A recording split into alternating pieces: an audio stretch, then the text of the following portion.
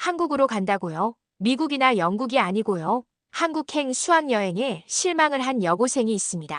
하지만 한국에 발을 딛는 순간 인생에 커다란 변화를 겪게 되는데요. 특히 한국에 이 사람을 만나고 눈물을 흘리고 말았다고 하죠. 오늘의 감동 사연 한번 들어보시겠어요?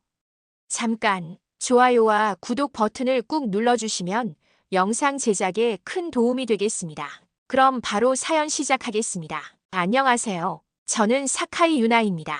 도쿄 시부야의 명문 여고에 다니는 3학년이죠. 제 인생은 지금까지 너무 안정적이고 완벽했습니다. 아버지 사카이 히로시는 유명 건축회사 사장이고 어머니 사카이 에이코는 매일 저를 위해 정성스러운 도시락을 싸주시는 헌신적인 분입니다. 우리 가족은 겉보기엔 티 하나 없이 완벽했죠. 매일 아침 거울 앞에서 교복을 입고 머리를 정돈하며 저는 혼잣말을 중얼거립니다. 일본이 세계 최고야. 우리가 아시아를 이끌어. 이건 제가 어릴 때부터 들어오고 버릇처럼 해온 말이에요.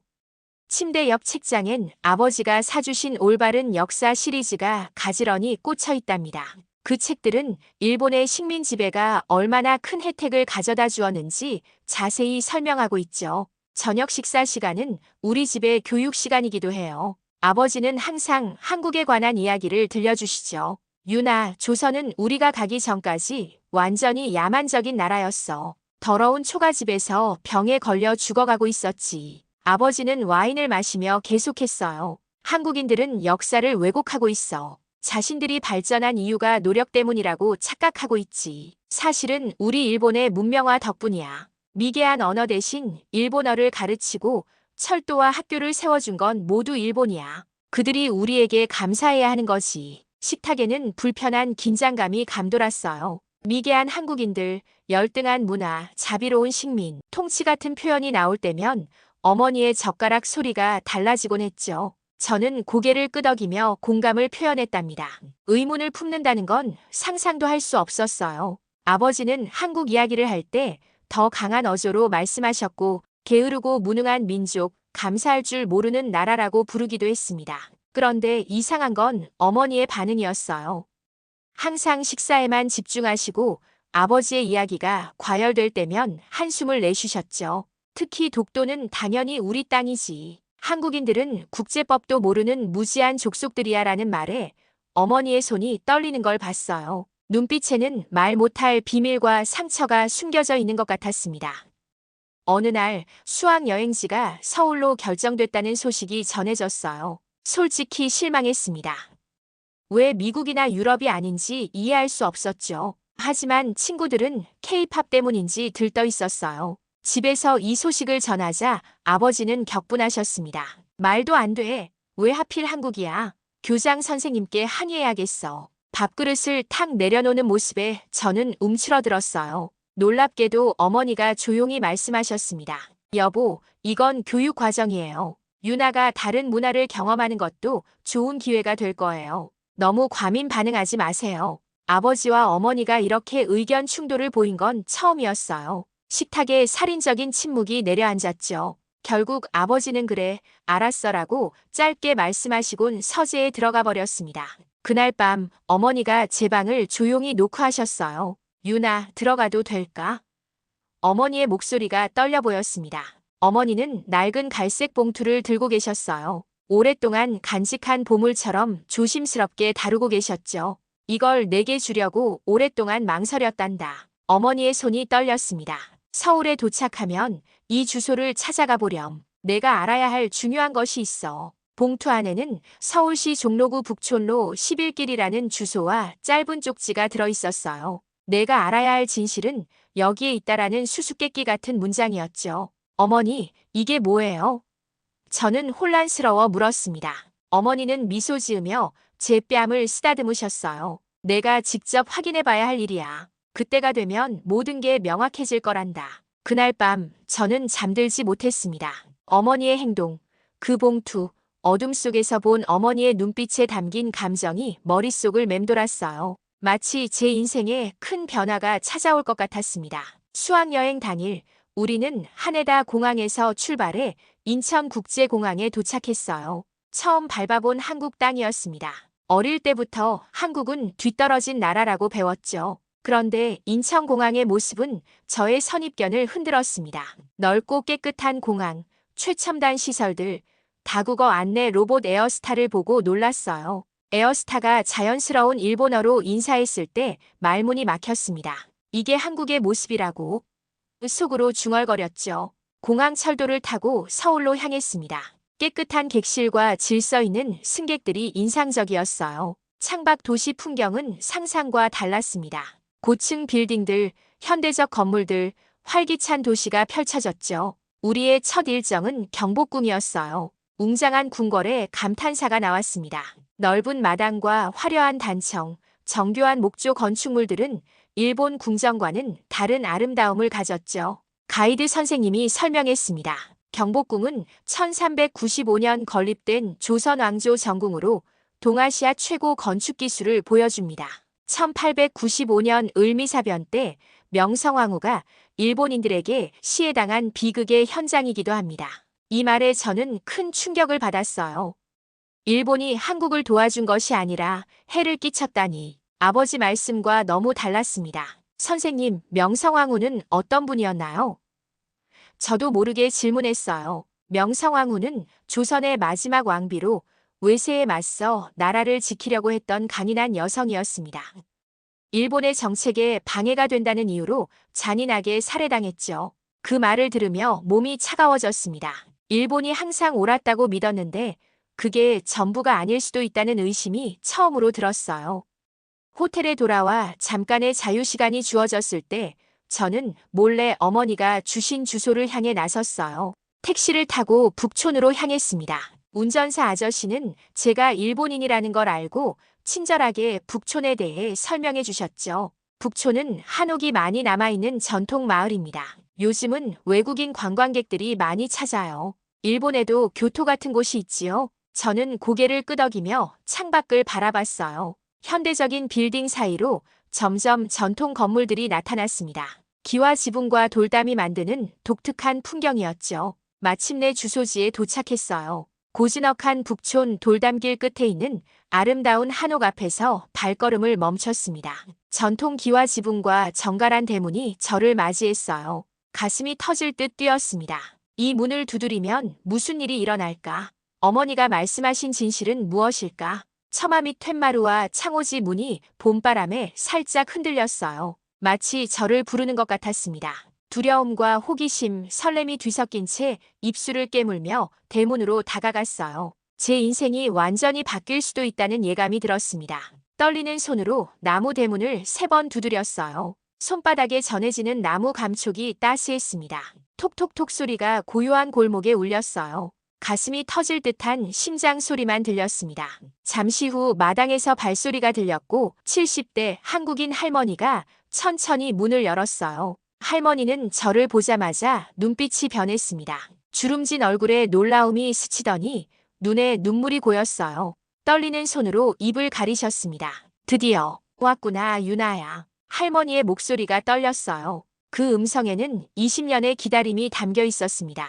저는 충격에 말문이 막혔어요. 이 할머니는 저를 어떻게 알고 계시는 걸까요? 더 놀라운 건 제가 할머니의 한국어를 이해했다는 사실이었습니다. 마치 태어날 때부터 알고 있던 언어처럼 친숙했어요. 저를 아세요? 어색하지만 자연스럽게 한국어가 나왔습니다. 할머니의 눈에서 눈물이 흘러내렸어요. 주름진 손이 제 뺨을 감쌌을 때 이상하게도 오랫동안 기다려온 온기 같았습니다. 물론이지, 내 손녀인데. 내 어머니가 내가 올 거라고 연락했단다. 20년을 기다렸어. 들어오렴. 할머니는 떨리는 손으로 저를 안으로 안내하셨어요. 마당으로 들어서니 돌길과 복숭아꽃이 보였습니다. 처음 와본 곳인데 오래전부터 알던 곳 같았어요. 한옥 내부는 햇살, 대청마루 화분들로 아늑했습니다. 할머니는 손을 꼭 잡고 저를 안내하셨어요. 벽에는 많은 사진들이 걸려 있었고 그 중심에는 젊은 어머니의 모습이 있었습니다. 이게 무슨... 놀라 뒷걸음쳤어요. 심장이 미친 듯 뛰었습니다. 할머니는 떨리는 목소리로 말씀하셨어요. 유나야, 나는 내 외할머니란다. 내 어머니 김민지의 어머니 정순자지. 그 말을 듣는 순간 번개가 내리친 것처럼 제 세계가 무너졌어요. 머릿속이 하얘지고 바닥이 꺼지는 듯 했습니다. 어머니의 이름은 에이코가 아니라 김민지. 그리고 어머니는 한국인이라고요. 거짓말이에요. 말도 안 돼요. 우리 어머니는 일본인이시라고요. 목소리가 갈라지며 소리쳤습니다. 눈물이 볼을 타고 흘렀어요. 하지만 마음 한구석에선 이게 진실처럼 느껴졌습니다.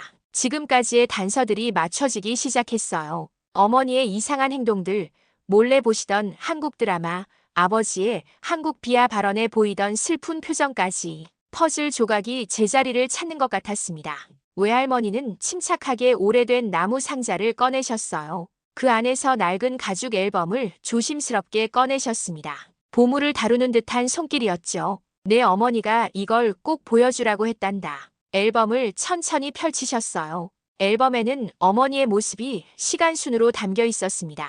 아이 시절, 이화여고 교복 차림, 서울대 입학식 날의 설레는 표정, 졸업식 사진, 도서관 앞에서 책을 든 모습까지. 사진 속 어머니는 제가 알던 것보다 훨씬 생기 넘치고 자신감 있어 보였어요. 내 어머니는 서울대 일본 어문학과를 수석으로 졸업했단다. 최고의 일본 문학 연구자였지. 도쿄대 교환학생으로 가서 내 아버지를 만났고 외할머니의 목소리가 떨렸습니다.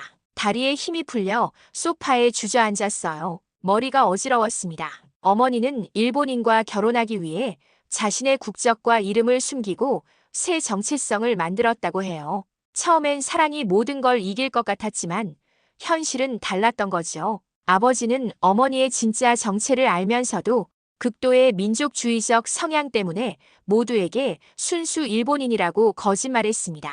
어머니는 저를 위해 20년간 자신의 정체성을 숨기신 거예요.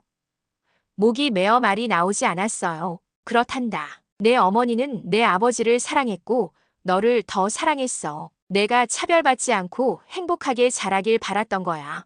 외할머니의 눈에서 눈물이 흘렀습니다. 왜 어머니는 저에게 진실을 말씀해주지 않으셨어요?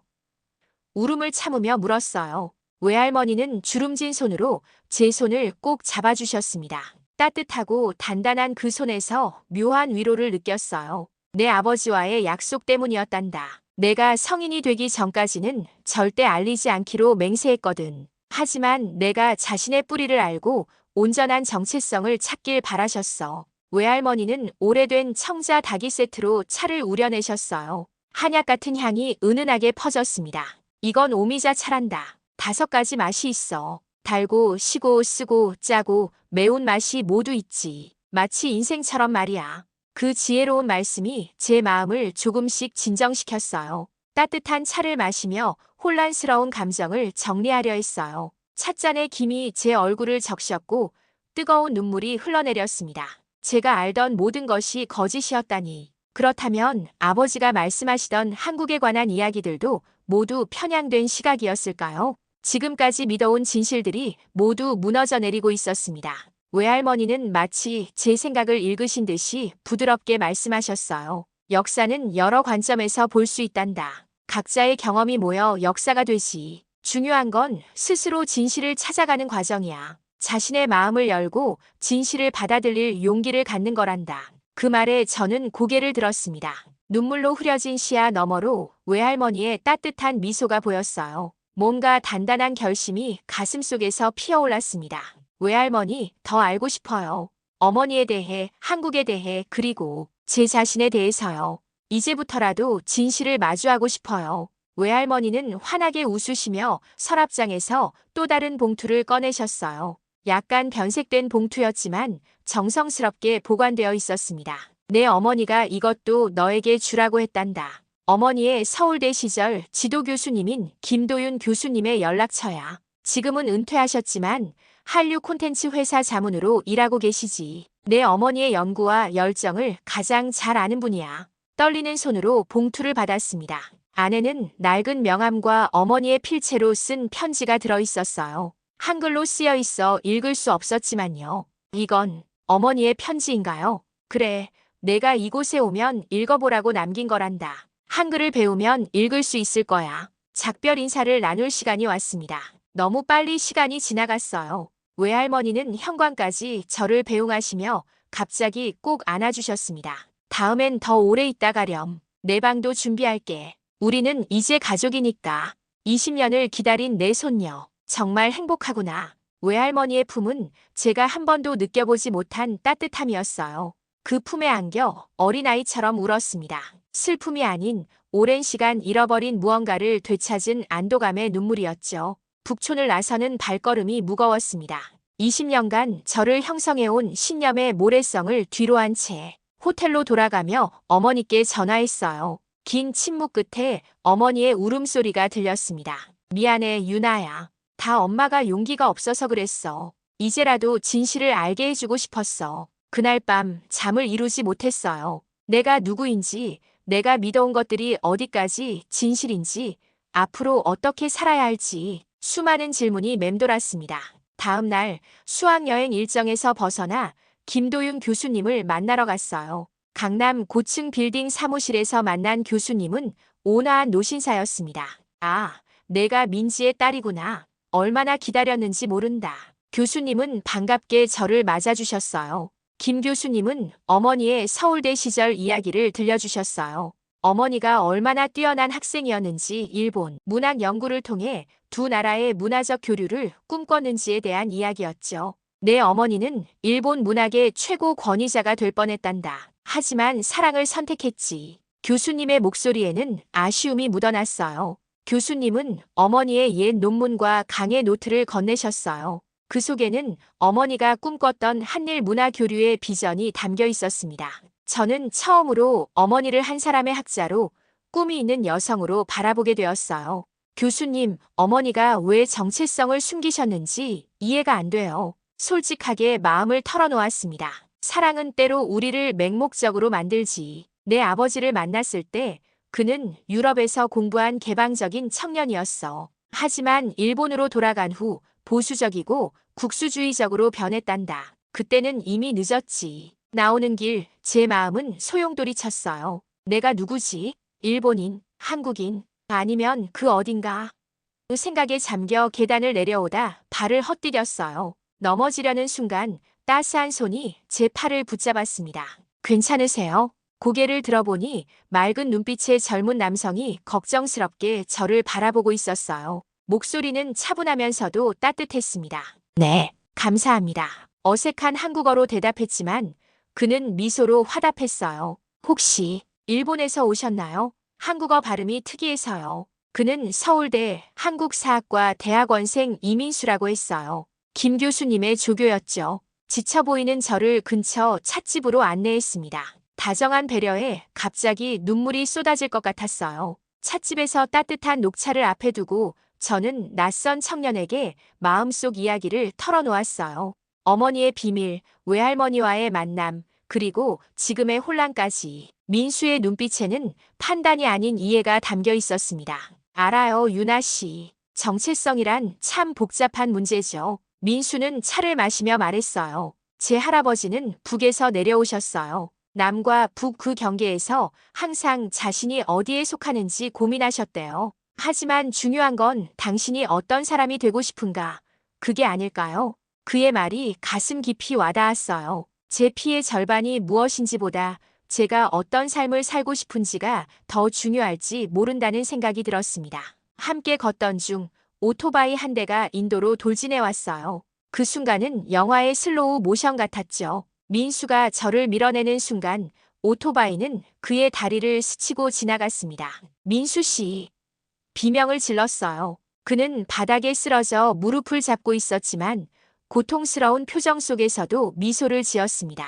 다치셨잖아요. 왜 그런 위험한 목소리가 떨렸어요. 낯선 나라에서 낯선 저를 위해 다친 이 사람이 갑자기 소중하게 느껴졌습니다. 민수는 고통을 참으며 제 손을 꼭 잡았어요. 괜찮아요. 국적이 뭐가 중요한가요? 일본인이든 한국인이든 결국 우리는 모두 그냥 사람이잖아요. 서로를 돕고 이해하는 것, 그게 중요한 거죠. 그 순간 제 마음속에서 뭔가가 무너지는 듯 했어요. 지금까지 당연하게 여겼던 경계선, 차별, 편견, 모든 것이 의미 없게 느껴졌습니다. 민수의 말은 아버지의 20년 교육보다 더 깊이 제 마음을 흔들었습니다. 근처 병원에서 간단한 치료를 받은 후 민수는 괜찮다며 저를 안심시켰습니다. 떠나기 전 그는 작은 책 한 권을 제게 건네주었어요. 한일 양국의 작가들이 함께 쓴 에세이집이었죠. 언젠가 다시 만나요, 유나 씨. 당신의 여정이 어떻게 될지 정말 궁금하네요. 일본으로 돌아가는 비행기 안에서 저는 이번 여행에서 얻은 모든 것을 정리해 보았습니다. 제 인생의 기반이었던 믿음들이 무너졌지만 그 자리에 더 넓은 시야가 자리 잡기 시작했어요. 저는 더 이상 일본이 최고라는 좁은 생각에 갇혀 있지 않았습니다. 대신 다양한 관점에서 세상을 볼 수 있는 눈을 얻었죠. 집에 돌아온 첫날 저녁, 저는 용기를 내어 아버지에게 모든 것을 이야기했습니다. 외할머니를 만난 것, 어머니의 진짜 정체성을 알게 된 것, 그리고 제가 느낀 혼란과 깨달음까지요. 처음에 아버지는 분노했어요. 테이블을 내리치며 어머니를 향해 소리쳤죠. 약속했잖아. 유나에게 절대 말하지 않기로. 하지만 어머니는 이번에는 달랐습니다. 20년 만에 처음으로 당당하게 아버지를 마주보셨어요. 히로시, 이제 충분해요. 우리 딸은 자신의 뿌리를 알 권리가 있어요. 그리고 저는 더 이상 거짓말 속에서 살고 싶지 않아요. 제가 본 어머니의 모습 중 가장 강인한 순간이었습니다. 마치 오랜 침묵을 깨고 마침내 자신의 목소리를 되찾은 것 같았어요. 20년 동안 억눌러온 한국인으로서의 정체성, 그 모든 굴욕과 아픔이 어머니의 눈빛에서 물결처럼 일렁였습니다. 아버지의 얼굴이 순식간에 붉게 변했어요. 식탁을 내리치는 소리가 집안을 울렸습니다. 이게 무슨 배신이야. 아버지의 고함 소리에 창문이 떨리는 것 같았어요. 20년이야. 내가 널 믿고 20년을 함께 했는데 우리 딸에게 이런 짓을 해. 아버지는 벽에 걸린 가족 사진을 손으로 쓸어 넘겼습니다. 유리가 산산조각 났어요. 어머니는 움찔했지만 눈빛만은 흔들리지 않았습니다. 히로시, 당신이 나를 사랑한다면 우리 딸이 진실을 알 권리가 있어요. 어머니의 목소리는 작았지만 단호했습니다. 사랑. 그래, 난 사랑했어. 일본인 에이코를, 한국인 민지가 아니라.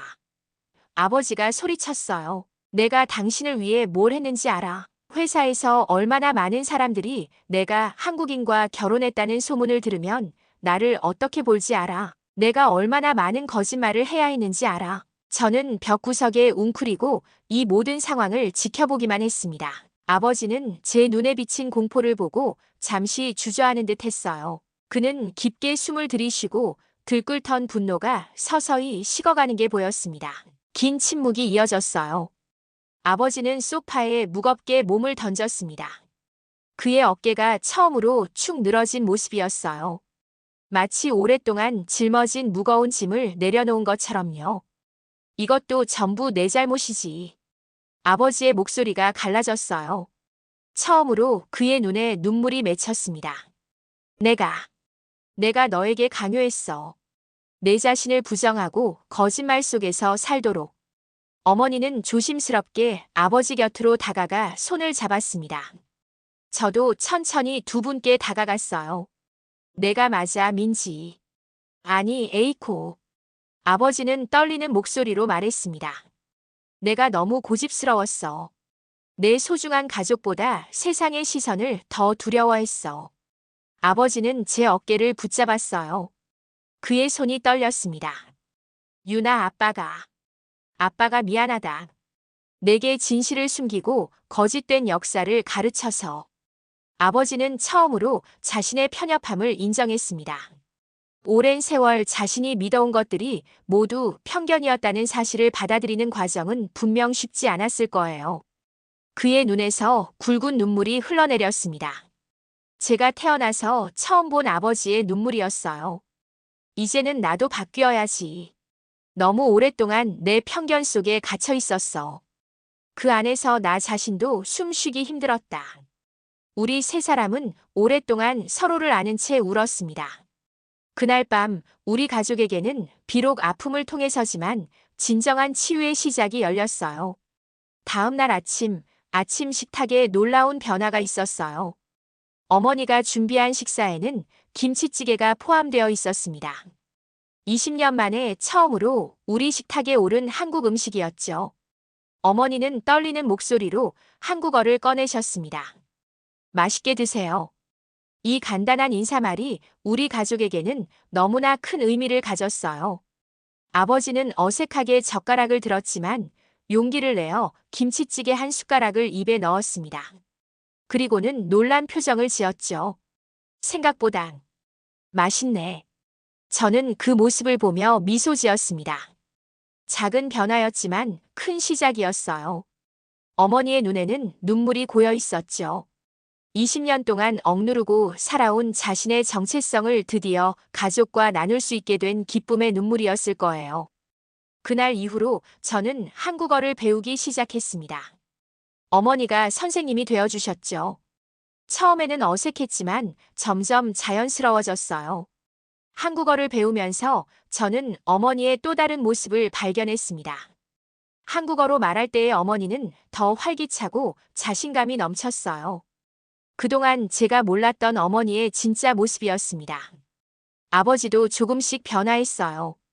어느 날은 함께 한국 영화를 보기도 하고 어머니가 요리하는 한국 음식에 관심을 보이기도 했죠. 완전히 바뀌지는 않았지만 적어도 열린 마음으로 다른 문화를 받아들이려 노력하는 모습이었습니다.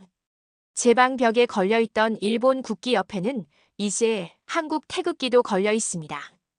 두 나라의 문화가 공존하는 공간이 되었죠. 책장에는 일본 문학 작품들 사이에 한국 소설들도 자리 잡았어요. 서로 다른 두 문화가 충돌하는 것이 아니라 조화롭게 어우러질 수 있다는 것을 보여주는 작은 증거였습니다. 여름 방학을 맞아 우리 가족은 특별한 여행을 계획했어요. 서울을 함께 방문하기로 한 거죠. 아버지에게는 큰 도전이었겠지만 그는 기꺼이 동참했습니다. 외할머니를 만나러 가는 길 저는 무척 설레었어요. 이번에는 완전한 가족으로서 만나게 될 테니까요. 북촌의 한옥에 도착했을 때 외할머니는 문 앞에서 우리를 기다리고 계셨습니다. 아버지와 외할머니의 첫 만남은 어색했지만 서로를 향한 작은 존중이 느껴졌어요. 외할머니가 준비해 주신 한식 저녁 식사를 함께하며 우리는 처음으로 진정한 가족의 의미를 느꼈습니다. 사카이 씨, 우리 민지를 잘 돌봐주셔서 감사합니다. 외할머니가 아버지에게 말씀하셨어요. 아버지는 잠시 침묵하다가 고개를 숙였습니다. 아니요, 제가 감사드려야 합니다. 이렇게 훌륭한 딸을 키워주셔서요. 그 순간 진정한 강함은 자신의 잘못을 인정하고 변화할 수 있는 용기에서 온다는 것을 알게 되었어요. 아버지가 평생 지켜온 신념을 내려놓는 것은 분명 쉽지 않았을 테지만 그는 가족을 위해 그 어려운 발걸음을 내디뎠습니다. 여행의 마지막 날 우리는 서울대학교를 방문했어요. 어머니의 모교를 함께 걸으며 저는 결심을 말했습니다. 나 서울대에 유학 오고 싶어. 부모님은 놀란 표정을 지었지만 곧 미소를 지어주셨어요. 어머니는 제 손을 꼭 잡아주셨고 아버지는 어깨를 토닥여 주셨습니다. 내 선택을 존중한다, 유나야. 어느 나라에서 공부하든 내가 행복하고 자랑스러운 삶을 살았으면 해. 돌아오는 비행기에서 저는 창밖을 바라보며 생각했습니다. 진정한 정체성이란 무엇일까요? 국적, 혈통, 아니면 우리가 선택하는 가치관. 저는 더 이상 일본인 또는 한국인이라는 좁은 틀에 저 자신을 가두지 않기로 했어요. 두 문화의 좋은 점을 모두 받아들이고 더 넓은 세계를 바라볼 수 있는 사람이 되고 싶었습니다. 지금 저는 서울대학교 국제학부에서 공부하고 있어요. 한국과 일본 사이의 역사와 문화 교류를 연구하며 두 나라가 과거의 상처를 극복하고 함께 나아갈 수 있는 방법을 고민하고 있죠. 민수와는 좋은 친구가 되었습니다. 그는 제가 한국 생활에 적응하는데 큰 도움을 주었어요. 우리 가족도 변화했습니다. 아버지는 최근에 한일 비즈니스 협회에 가입해서 두 나라 간의 경제 협력을 돕는 일을 하고 계세요.